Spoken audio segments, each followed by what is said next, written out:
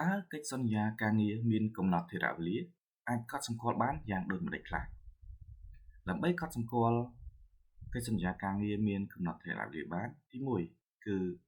អ្នកអាចកត់សម្គាល់បានដោយកិច្ចសន្យាការងារនោះធ្វើជាលាយលក្ខណ៍អក្សរបាទ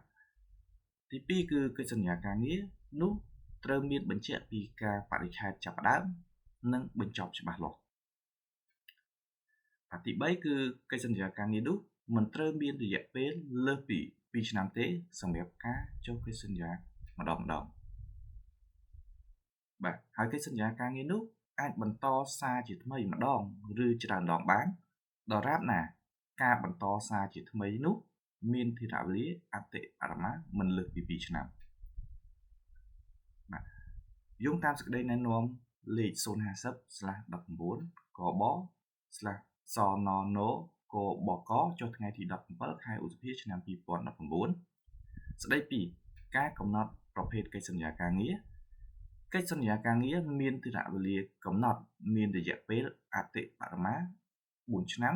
អាស្រ័យលើរយៈពេលនៃកិច្ចសន្យាលើកទី1របស់កម្មករនិស្សិតយើងអាចមើលឧទាហរណ៍ខាងក្រោមបានទី1បើកិច្ចសន្យាការងារលើកទី1មានថេរវេលាកំណត់6ខែដូច្នេះថេរវេលាសរុបនៃកិច្ចសន្យាមានថេរវេលាកំណត់ជាអតិបរមា2ឆ្នាំ6ខែមានខែទី1 6ខែបន្ទាប់មកយើង6បន្ទាប់ទៀតទី2បើកិច្ចសន្យាការងារលើកទី2មានថេរវេលាកំណត់1ឆ្នាំដូច្នេះ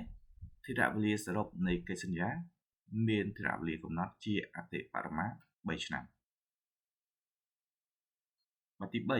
បើកិច្ចសន្យាការងារលើកទី1មានថេរវេលាកំណត់2ឆ្នាំដូច្នេះថេរវេលាសរុបនៃកិច្ចសន្យា